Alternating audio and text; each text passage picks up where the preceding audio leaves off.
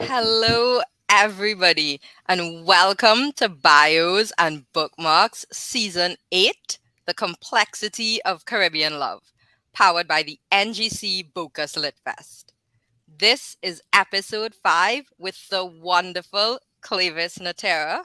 Cleyvis, thank you so much for joining us. Hi, Breanne. It's such a pleasure to be here. Thank you for having me. Listen, I could not be more excited.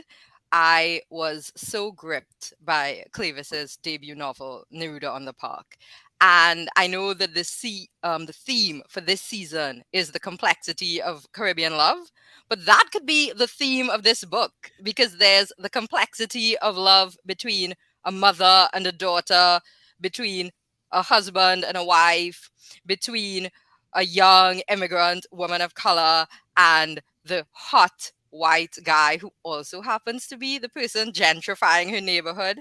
And of course, between a person and their community, or even between a person and a place. And I'm so excited to dig into all of this with Clavis. But first, let me tell you a little bit more about her.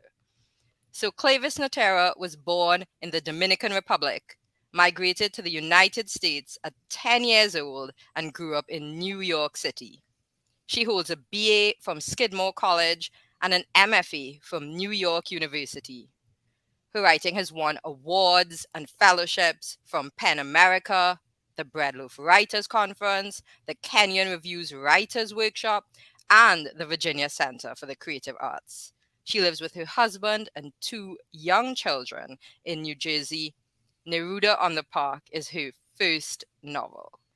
And I can think of no better way to start than to invite Clavis to read to us from this book.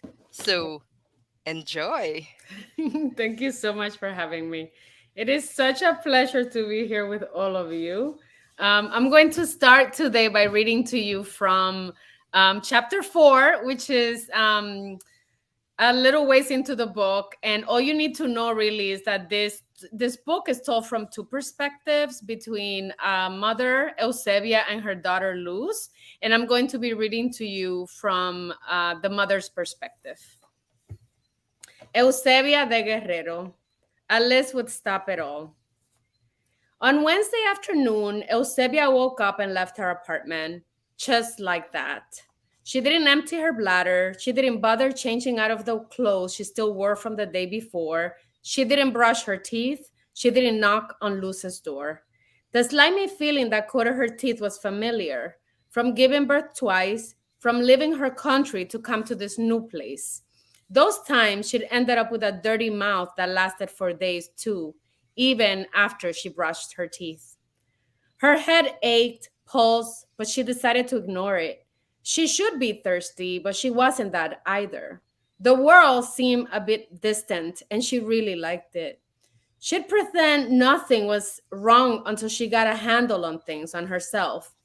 In her sleep, she had solved the problem of how they would stop the construction, how they'd stop the apartments from being sold. It came folded inside a terrifying memory of the last time she'd visited the Dominican Republic. On the first floor, she rang the bell of her best friend's apartment, who she called the Tongues. One of the women opened the door. "Let's go for a walk," she said. Her friend nodded, went to get the others. Moments later, they were outside, where the day was bright, the weather warmer than it should be. Eusebia's body felt sore, as if she'd actually gone for a long swim and it hadn't been a dream. She moved gingerly. The noise from the construction site got louder as she approached. Chunks of concrete were being dropped into metal dumpsters, sending sharp chills from their teeth to the bones of their jaws. The dust still lingered in the air, and all four of the women fanned at the sting in their eyes. The tongues blinked repeatedly, tears rolling down their cheeks. They didn't wipe them away. Eusebia's eyes got red from the dust, but none of her tears fell. "What happened to you yesterday?" one of the women asked. It was a strange way to ask the question. Eusebia turned the words in her mind. Had she heard what was said? "I don't know," she said. The women nodded like they knew what she meant, but she was sure they didn't. "Jose died," the women told her. Eusebia didn't know who Jose was. I'm really sorry, she said, searching her mind for the last name. The boy, the three of them said at once, annoyed, hurt. Go home, someone had carved into the skin of the young boy's back, she remembered. The banging ahead culminated in a huge crashing sound. Because the empty space of the missing building was so wide, the echo was magnified. It shook them. The tongue smiled self consciously. How silly to be startled by noise. You feeling okay? One of the women asked. All three of them eyeing her up and down. She had stopped walking. Better snap out of it, she said to herself. She shrugged, moved. How to describe it to her friends? She felt like herself, but also as if something important had happened to that self, and she could appreciate it from a distance, like her body belonged to somebody else. Had the fall loosened something, someone within her? She put that thought out of her mind. What she was about to say would be crazy enough. Her idea required them to trust she hadn't lost her mind. The group of women decided to head up to the rooftop of 291 East Nother Park, the building directly adjacent to the construction site, opposite their building. From the fourth floor walk up, the sisters leaned over the safety railings, elbows on metal, in an attempt to catch their breath. Eusebia hung back, her heartbeat pounding in her left eyelid, in her fingertips, in the slight trembling of her left cheek. This had nothing to do with her falling down yesterday. This was vertigo. It had been years since she forced herself to look down from any height. Eusebia willed herself to stop that sensation of movement, of falling and twirling through the air in opposite directions at once, a nauseous feeling. Usually, this was the moment that forced her to close her eyes and seek lower ground. Not today. On weak knees, she walked to where the women stood and inhaled deeply as she leaned over. Beneath them, it was as if a bomb had exploded. Bricks, pipes, concrete, refrigerators, stoves, even farther away, discarded toys, a doll with matted blonde hair, a blue truck missing a wheel. She was puzzled at the sharpness of her vision. How could they have done all of that in 3 days? How could they possibly have gotten that done so fast? One of the women asked. They discarded that old building to make room for what? The tongues asked her. Eusebia never imagined there would be this much space. I have an idea on how to stop all of this from happening, she said. The tongues looked at her curiously. What if we just scare everyone into thinking this neighborhood is really bad, she said. The women smiled, thinking it a joke, brilliant in its simplicity. How would we do that? They asked. Eusebia could clearly see the unvoiced thought that it would be too easy to work. Eusebia spoke in a confident way, as if this conversation had already happened. She explained she meant recruiting their neighbors who would act out crimes throughout the neighborhood with other volunteers who'd be the victim of these crimes. You mean fake crimes? They asked. No, not fake, real. Who'd be crazy enough to move to a neighborhood amid a crime spree? What kind of crimes? They asked. Eusebia was quiet. She had come up with a list, but she knew if they participated, how formulated they'd be in. What would scare you? She asked. What would be bad enough? This is the kind of idea that can destroy a community, they said. That can save it, she corrected. The women stared at her, worried. They understood she was serious. She'd moved too fast. Eusebia extended her arm around the neighborhood, lovingly sweeping all they could see. Over by their side of the park, Raul's shipping place, the cleaners owned by the Chinitos, born in the DR, the liquor store, the dentist. She wrapped her arm around herself, signaling what they couldn't see. The smell of water boiling for raw vegetables, of meat sizzling in pans, laundry being folded, children being kissed, phone calls back home to people who needed help, who would be lost without the support of those who had traveled here. We can just come up with a list of things people are scared of, she said. The women exchanged looks. They spoke to each other with the simple speed of a blink. But now Eusebia was in on it, an eavesdropper. Questions floated among all four of them. Could it work? Was it worth trying? What else as an alternative? It was true. Fear would work. Fear always worked. She turned her body away from them to the park. Her phone vibrated in her pocket. Her daughter Luz or her husband must be worried, but she'd care for them later. Now she turned her attention to the destruction beneath them. It tugged at something in the women, but Eusebia was the only one who called out that dead boy's name. She had a strange feeling of being anchored to the tarmac on the roof for a long time. It made sense when the blinding sky turned into a black sky and the sun was replaced by a yellow pockmarked moon. There was complete stillness and silence in the worksite. The men had gone for the day. If we don't stop it, Eusebia said, it will not be stopped. This is the kind of idea that might destroy, they said again. Eusebia followed their gaze around Northern Park as they took in the yellow light that pulsed softly from the windows of the brownstones that flanked the park, with halos of rainbows bordering that light. There was the sound of the television, of music, of laughter, the natural noises of a neighborhood that shut the hostility outside what they had made here. Somewhere far away, a baby cried, a newborn by the sound of the urgency in its voice, as if underlining what was truly at stake. It wasn't just about them. And so, impossibly, her friends agreed to go along. Thank you.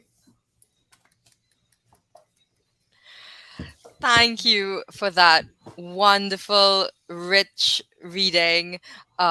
One of the things I love about this book is the very real way you describe the process of gentrification. The book opens with lines describing the destruction of the community, the changes of the community. Even in that reading, it was described as if a bomb had exploded. And I love that because it takes us into what it would really be like to be living in that space and to see your community just being drastically changed. And also knowing that it was being changed not with you in mind or not with people like you, but to bring in a different set of people. And one of the things I found so interesting in this book is the two main narrators, one who we heard from, Eusebia, and then her daughter, Luce. They have such different attitudes towards gentrification. We heard Eusebia's attitude there, it has to be stopped. And then Luce is a lot more sympathetic to the idea of gentrification.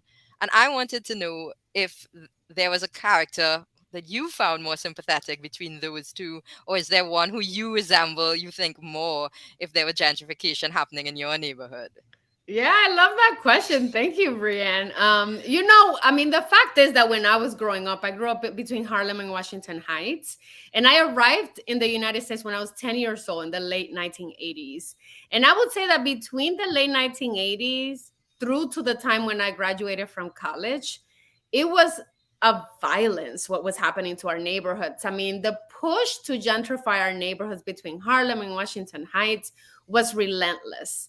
And it's very interesting because what I can say is that when I was a child, I was kind of oblivious to it. Like it was, oh yeah, buildings were being torn down and like nicer buildings were being erected, but I didn't really give it a lot of thought, And once I went to college and I returned, things got very complicated for me then because I looked on at those really beautiful buildings and I was like, I want one.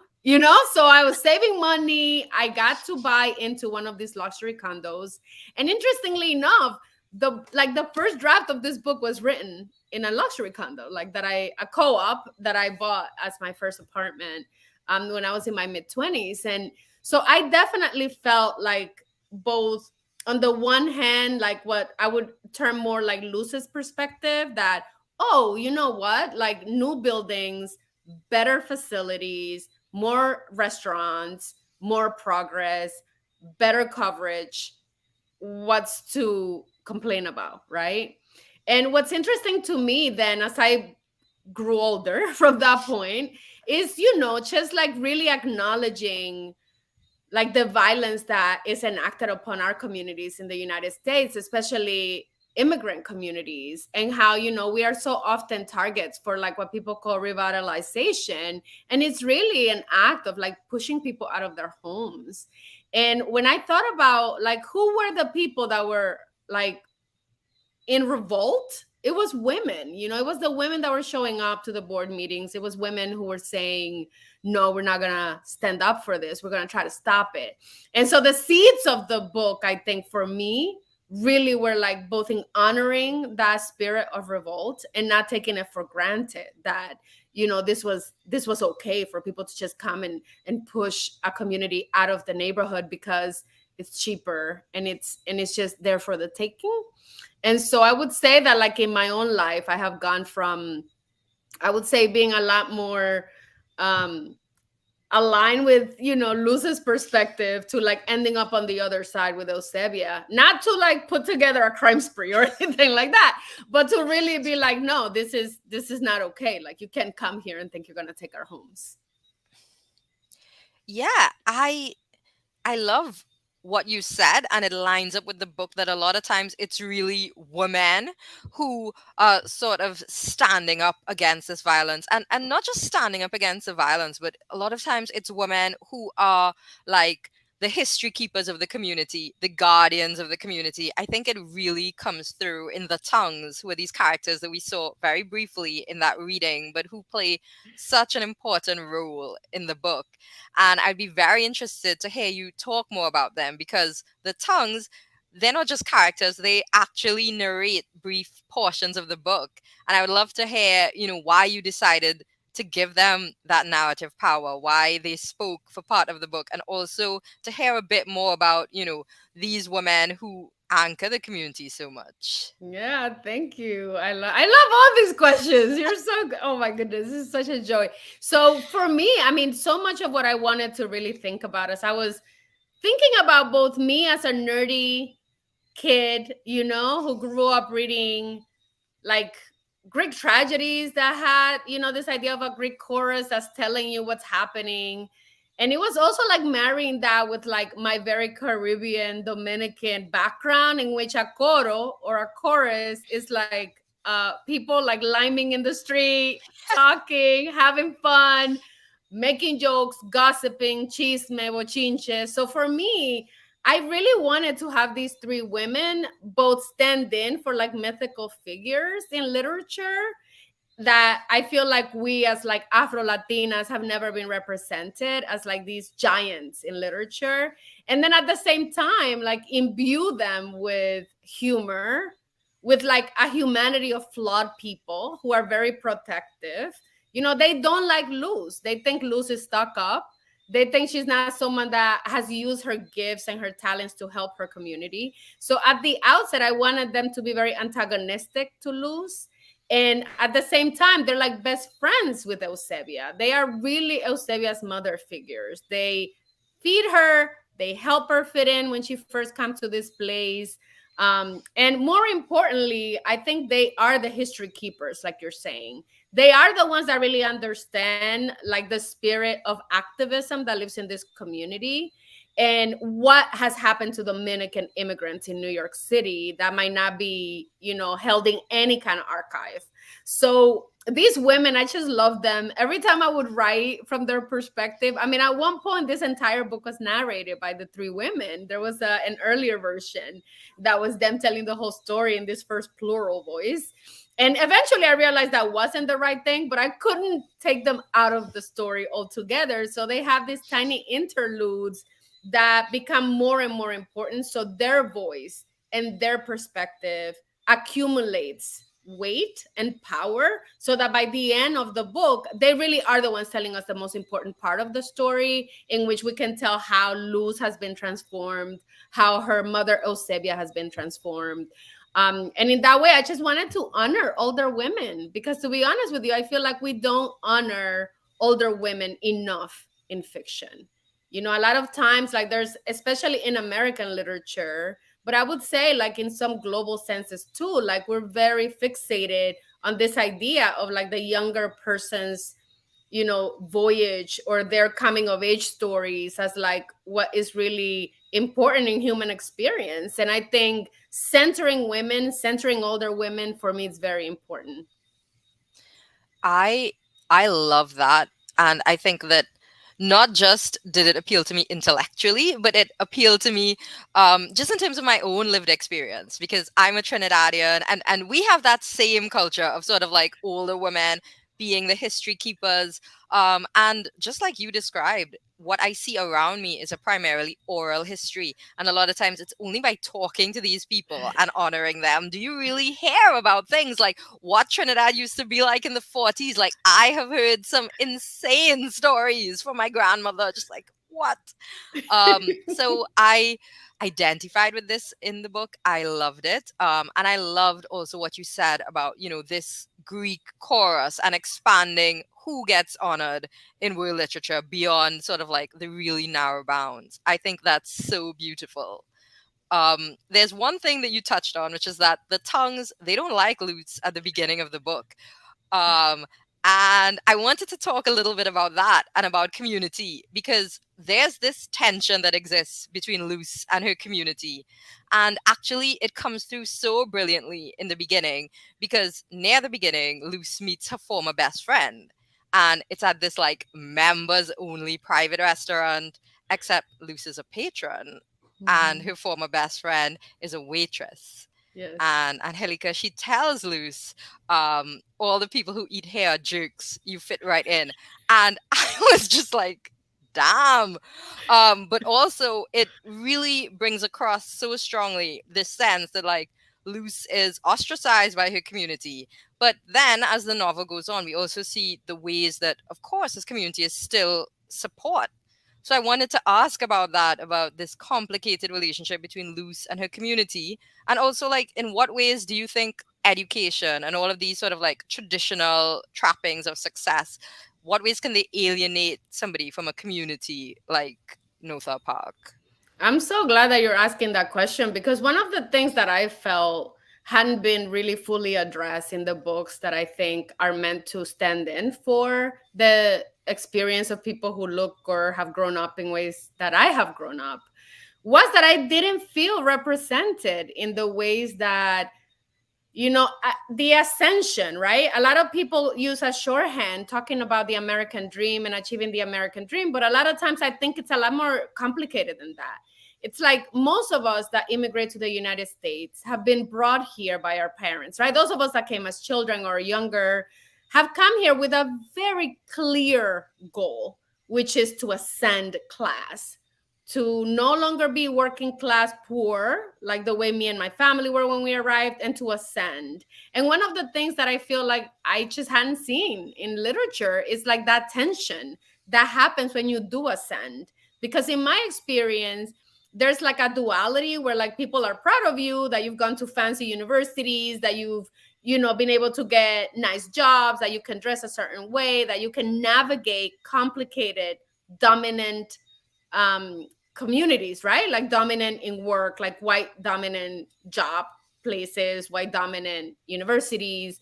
But the fact is that when you come back home, people look at you sideways. Like people look at you a little shady. Like, what did you give up in order to fit in? And so it was really important for me to really explore that through the relationship between these two friends. Angelica is someone who was born in the United States but ends up through some decisions in her life and some systemic issues, ends up unable to really move much past the status of her parents. Where Luz, we know Luz is like an upwardly mobile person. And yet they both live in the same building. They both live with their parents. So like their real life situation's not that different. They both have incredible amount of debt, right? So I wanted to like play with this idea of like the tension that lives between these two women, and at the same time this idea that there's like a lot of love between the two of them, that they have both misunderstood certain situations they lived through in the past. And so I wanted to like give Luz as a main character really a way in which she can meditate a little bit on like how difficult it is for her to be part of a community when you feel like an outsider, but also to become cognizant of the ways in which she has fallen short of her community. Because at the beginning she's kind of critical, like in the ways that people she feels pushed out, but there are ways in which she herself hasn't really made as much of an effort. But there's a lot of tenderness too between these two women, and they're really funny with each other.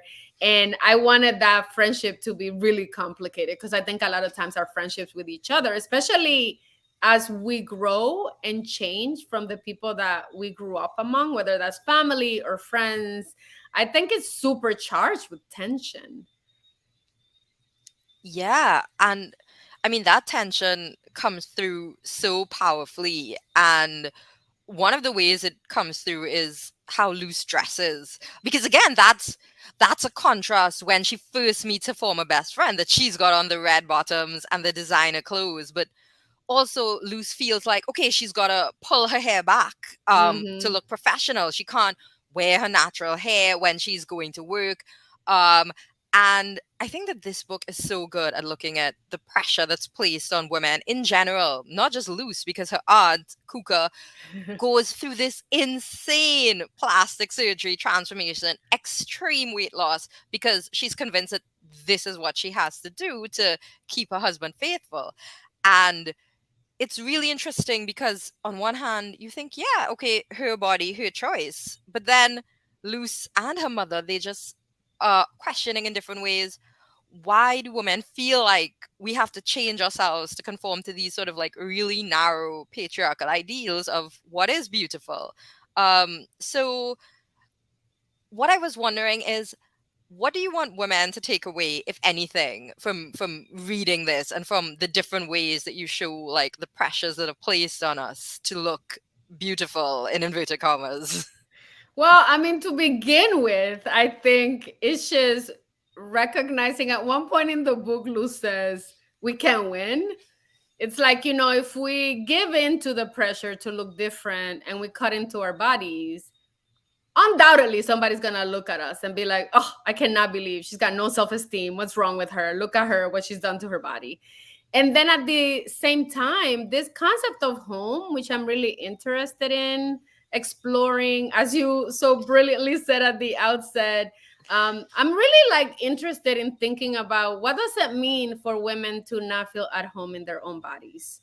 Like, what does it mean for us to constantly feel like we're not good enough? We're distracted because if you are, at least for me, growing up Dominican meant that as a Black Latina, right? Like it meant that I wasn't really represented, that it was very obvious to me when I was a child in the Dominican Republic, in the United States, as I've traveled the world, that there's always like a very clear ideal that does not look like me. That it's like a white person that is a certain way, that looks a certain way.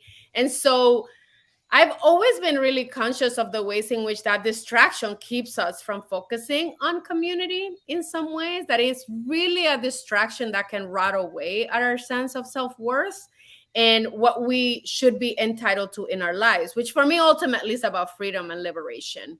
And so I really wanted to like do it through this character of Kuka, who is outrageous. I mean, she's so funny. She likes to wear outrageous clothes. She's not someone that is willing to um cower in, despite the fact that she has made a really dramatic choice in going through an entire body transformation.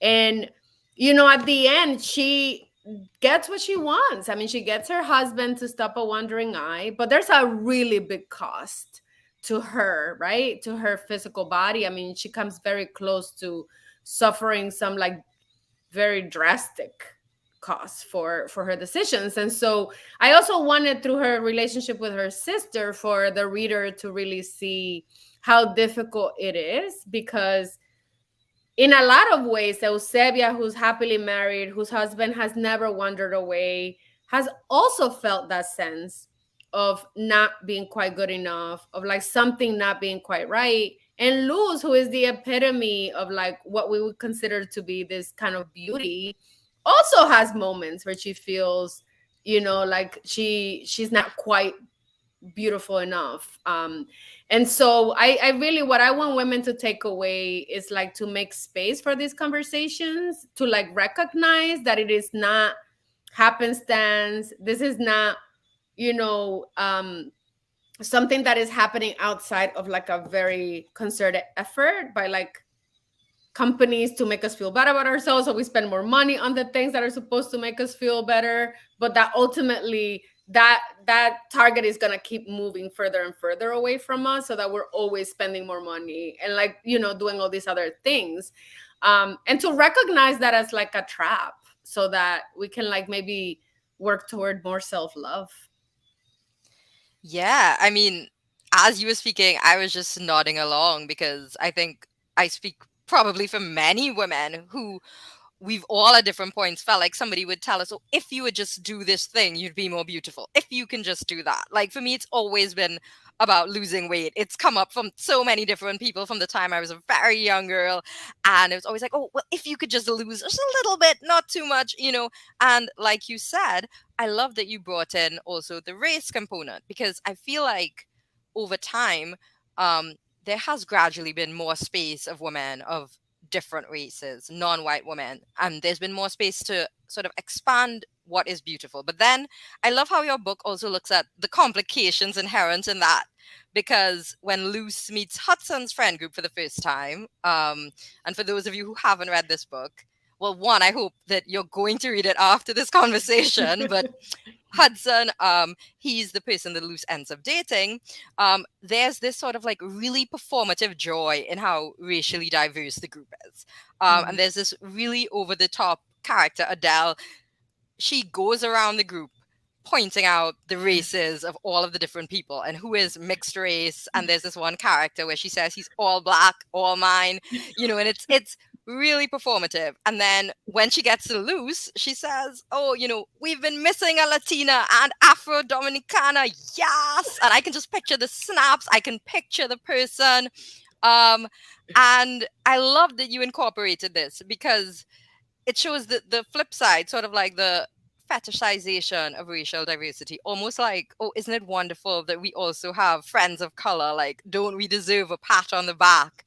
Um, and yeah, it is complex because sort of like as a person of color, of course, I want to be seen in all of my complexity, but I don't want to be a box being ticked in a friend group to be like, oh, now we've got one of you.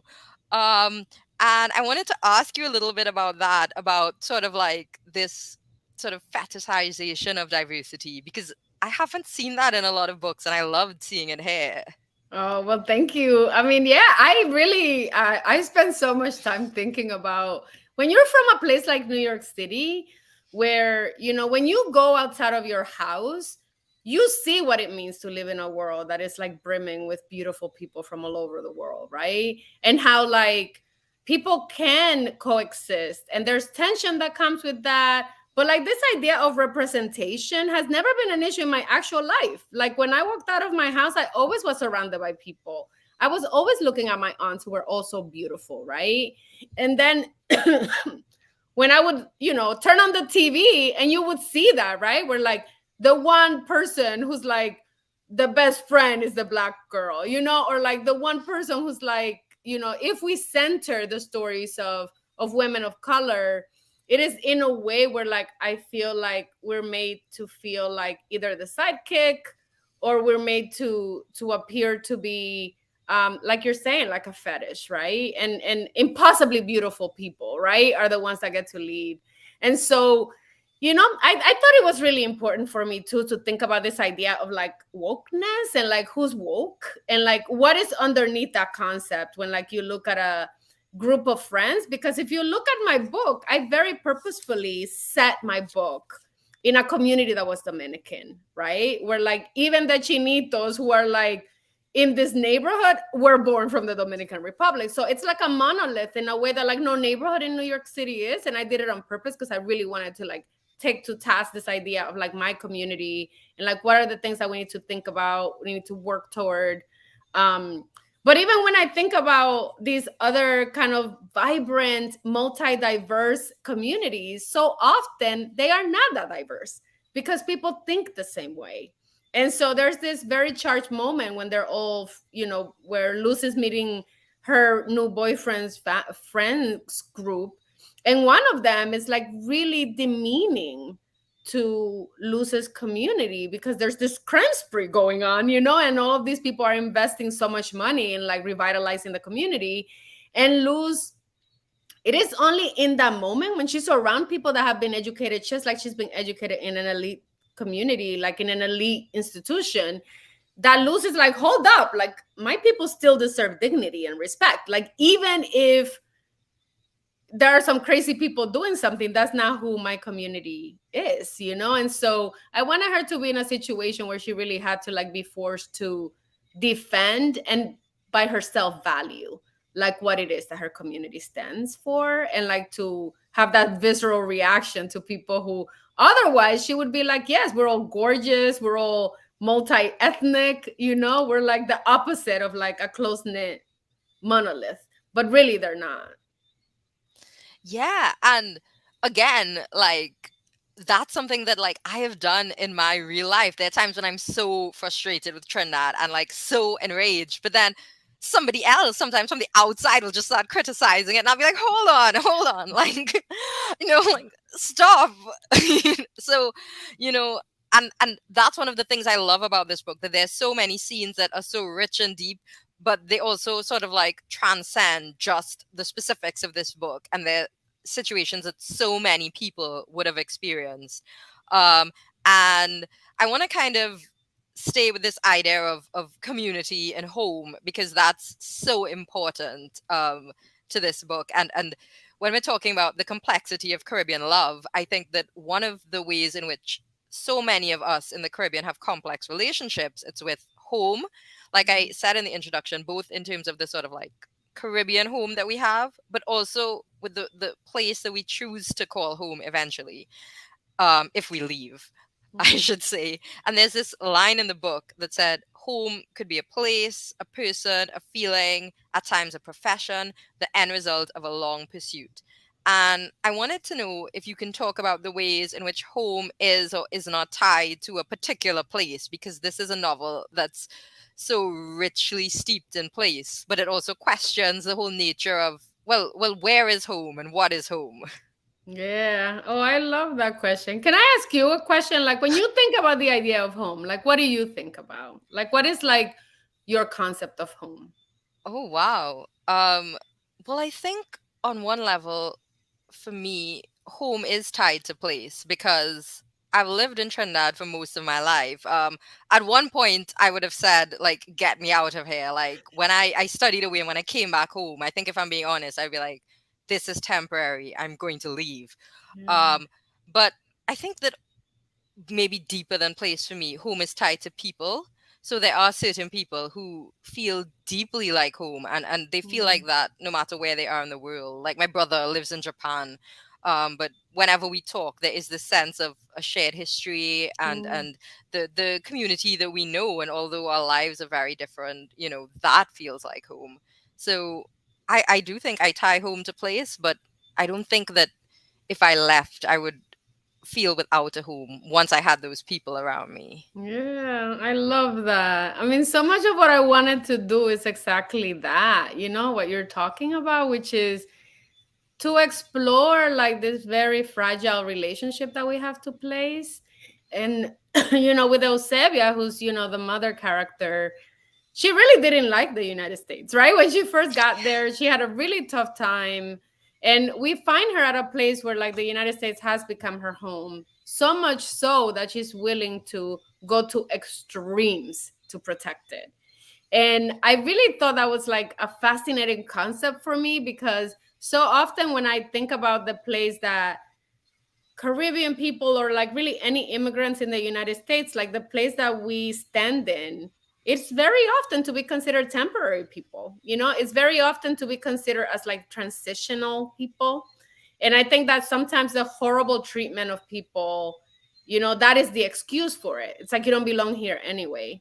And so I really wanted to have both of these women. They're both immigrants. I mean, Luz arrived when she was a child, but she also was born in the Dominican Republic. And I wanted, without a doubt, for both of these women to like consider this, the United States, New York City, this neighborhood around this park, their home. And it was really important to me to like have both of them be like, it loses in a way where it's like, well, maybe a place, but really people, really my ambition. Like, her relationship with home has been like a lot more fluid, which for me felt like a lot more like my own experience growing up, where I was like, oh, I go to the Dominican Republic and I love it, but I don't know that I necessarily feel like, oh, this is like home of all homes. And I also, when I'm in the United States, I love it here, but I also feel like an outsider. I'm made to feel like an outsider very often, but I claim those places. I go to DR and I love the land. I'm in the United States, I claim my place and my right.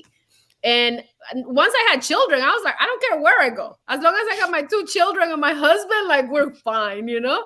And so this idea too of like how we love people and how people create through that bond of love that we have, even if it's complicated love, I think we are able to feel a comfort that you just sometimes, some people that don't have a home in people, I think sometimes we can tell that deep loneliness, you know, and I think that that's also just like a privilege to experience that in life. I I think that whoever needs to hear that when you said, like I claim that place, like I hope you hear it. Like I hope you claim the place that you want to be home. And I think that this is the perfect place for a second reading from this book. So I would love to hear. I'm excited to know which section you chose. Well, thank you. I was gonna have you make a request, but I know we're more limited now, so you and I are gonna have to have a post Zoom to like talk more because this is not gonna be enough time. I love talking to you. I'm gonna read a little bit from a little earlier in the book from Luz's perspective, and all you need to know here is that like this young boy that is a recurring theme in the book has been attacked, and Luz's father is a police officer, and he has told Luz not to leave her house. So I'm gonna read a little bit for a few minutes from there. Luz broke her promise, left the apartment to go to the vigil. She paused at the devastation on the north side. 3 days, and the old building was gone. Machines with huge arms lifted large chunks of concrete, depositing them directly into trucks that then drove away. The voices of the men echoed across the park as they yelled directions, cursed, laughed at each other. Luz was shocked at how quickly they'd done this work. Would the replacement building go up as quickly? When she arrived at the vigil, she stood on the lower level of Riverbank State Park on 145th Street, awed at how many people had gathered on a Wednesday afternoon. A stage had been set up over by the barbecue zone across from a parking lot that was teeming with people. The plan was to start by the river and then make their way to Northern Park, one of the organizers told the dense crowd. The Hudson River was their backdrop. It was a brilliant sunny day, the water perfectly still above a clear, cloudless sky.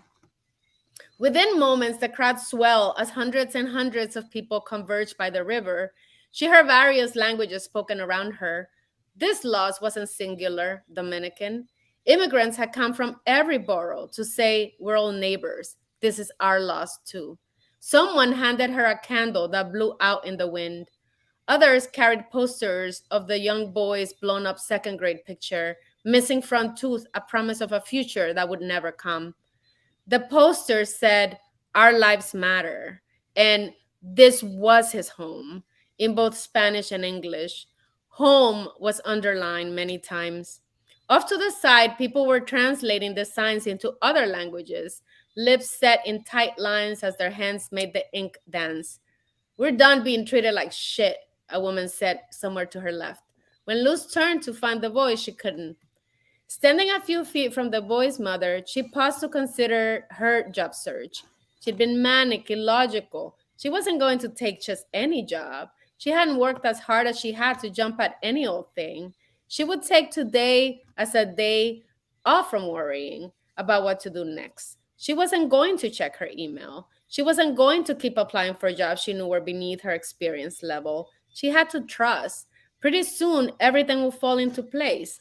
She was glad she hadn't been able to talk herself into wearing anything cute or punishing herself by squeezing herself into expensive shoes just to impress her mentor when she went to see her later.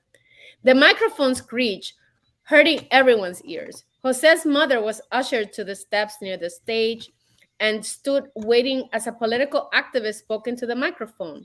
Luz got up as close as she could to her. The woman looked stunned, her ponytail at a weird angle, like someone else had tried to fix her hair in a rush. She was so much smaller than she had appeared on TV. Her other kids, all younger than her son, Jose Garcia, pulled at her limp hands, begged to be picked up. The mother didn't respond. She was surrounded by people who told her she had to be strong. Take comfort in knowing he's gone home, someone said. I'll stop there. Well, that was gorgeous. And I think one of the many questions that this book raises is, what's the right way to resist? Like, how do you protest? How far is too far? And I think that that leads so beautifully into this fun Bocas segment called Walking to the Revolution. So, picture the scene. Your new book is on its way to a life changing protest, held in honor of the social and political issue closest to your heart. So, Neruda on the Park is walking hand in hand down the street with two other books. And these books by its side, they are in intense catalytic conversation with it. What are those two other books and why? So I'm so happy with this game because I love it. I picked Julia Alvarez in the Name of Salome, and I picked Pleasant View by Celeste Mohammed, which are both two books I deeply love. And when I think about the books that I am most interested in having a hold hand in hand with Neruda and the Park, I immediately thought of these two. So I'll tell you a little bit about Julia Alvarez's In the Name of Salome first, and then go on to Celeste Mohammed's book, Pleasant View. In the Name of Salome is a book that looks at this idea of protest and revolution, and looks at it through the lens of womanhood, which is something you and I both know I'm very interested in. Salome was a poet. She was someone who was very instrumental in the Dominican Republic's history of like allowing education for younger girls. She was responsible for establishing a school in her own right. She was also someone who really catalyzed political figures through her poetry. And so I never heard about this incredible female poet, even when I was in the Dominican Republic, or when, all my years of education, I had never heard of her. And it was only when Julia Alvarez decided to write this fictional account of her life, where a younger, like in the book, Salome's daughter then goes back to the Dominican Republic, and she herself is given an opportunity to become an activist and a revolutionary.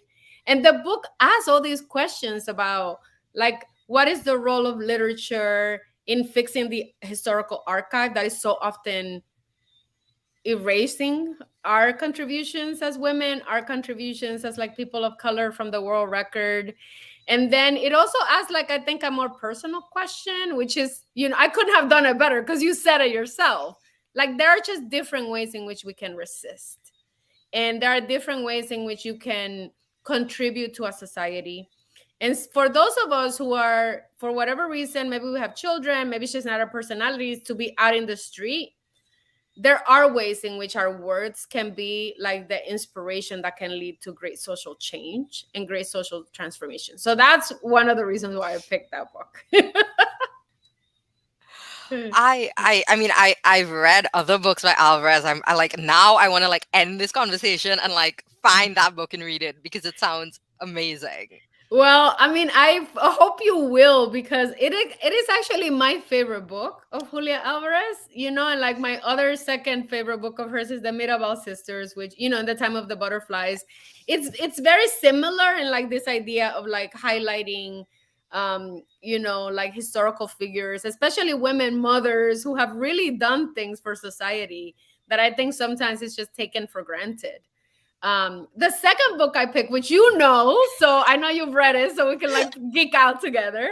So I, I read Celeste Mohammed's book last year, and I remember, and it might have been this year because of like, time after the pandemic, like time is just very crazy. But I had the privilege of meeting Celeste earlier because of our friends at the Brooklyn Caribbean Literary Festival.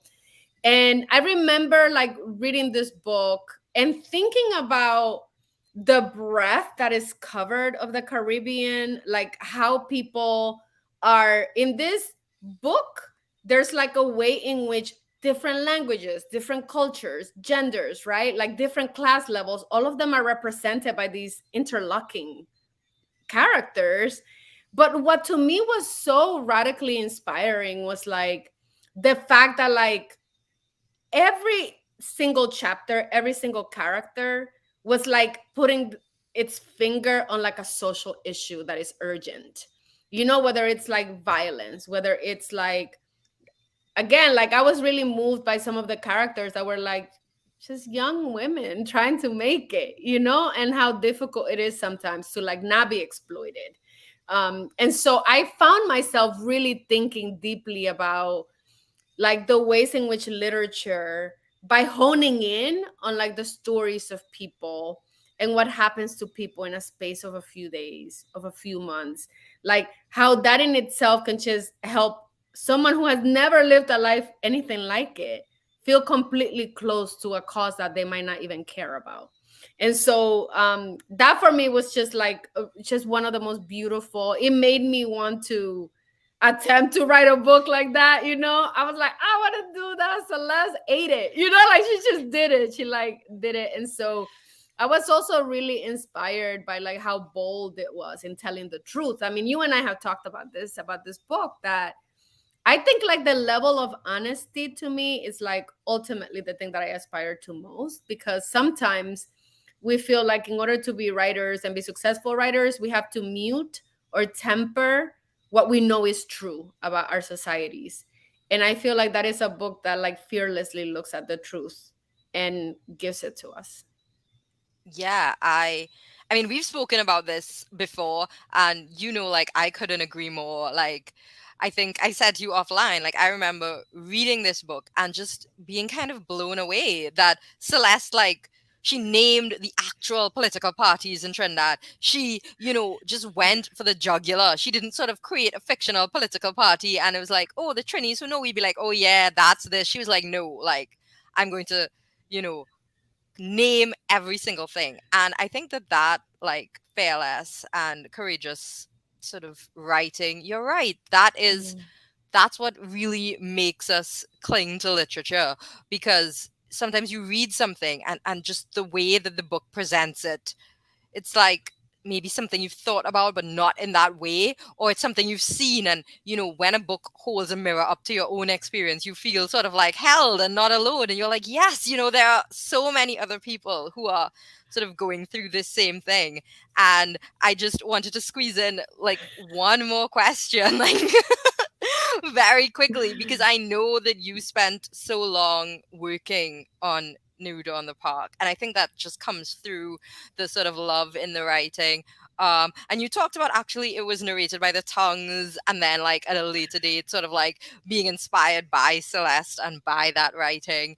Um, what would you say to sort of like any writer who's working on a project for a long period of time? And have you had any experiences that, somebody can leave this with, any ways that your book changed, that, you have time, you can create something wonderful, even if it's taking a lot of time? Yeah, I mean, I think it's so easy sometimes to give up and to think that it's too late if you've been working on a book that's taking a long time or has been rejected. Like my experience with this book was that the book was rejected a lot, and I couldn't get an agent and I couldn't get an editor. And there was something in my heart because this is a story that I really loved, and it took me way too long, Breanne, to be like, this book might not get published anyway, so I'm just gonna like really tell the truth, and I'm gonna tell a book. I want to write a book that feels really ambitious, because at a certain point I kept holding back. I was like, oh no, in order for me to like get an agent or sell the book, I have to like present the women in a certain way, present my community in a certain way, like represent other people in a certain way. And it wasn't really until I really thought it's not gonna happen, let me tell the truth, that everything fell into place. So like what I would say first to people is, I think that whatever voices are in our heads that are telling us that, oh, there's only one way to write your story, or you have to copy the way somebody else did it, um, those are voices that you have to find a way to quiet them down. And the closer I got really to being like, why do I want to write this book? I want to write this book because I have something important to say, because I think I can say it in a really beautiful, funny, and like compelling way, because I wanted to do something that I hadn't seen before. And I feel like I want to really encourage like any writer out there who might be feeling nervous. It's like, please be bold. Like during those moments when you feel like, oh, maybe the way forward is to calm down, temper down, fit in, like say no to that voice and do the opposite. Be bolder, be more yourself, like have the book represent who you are in your heart. And I think that like whether it happens in the short end or the longer term, you'll see that you'll find success, because ultimately what makes each of us, special as storytellers is that we have a voice unlike anybody else. So like share your voice with us, please. So I cannot think of a better way to end this than with that. Be bold, share your voice, it's unique. And let me just end by thanking everybody who has made this possible. Of course, thank you, thank you, thank you to the NGC Bocas Lit Fest. I've said it before, I will keep saying it. You stand up for Caribbean writers every single time, and we are so, so grateful. Thank you to Shivani. You have been so wonderful, so kind. Thank you to Stefan in the background, making sure that everything runs. Thank you to everybody who watched this, whether you're watching live or later on YouTube. And of course, thank you to Cleyvis. You have lit up this conversation with your readings, with your responses. You have been amazing. There is one more episode of Bios and Bookmarks, so please check that out. I'll be watching, and I'll see you guys there, hopefully. Oh, thank you so much. Bye. Bye.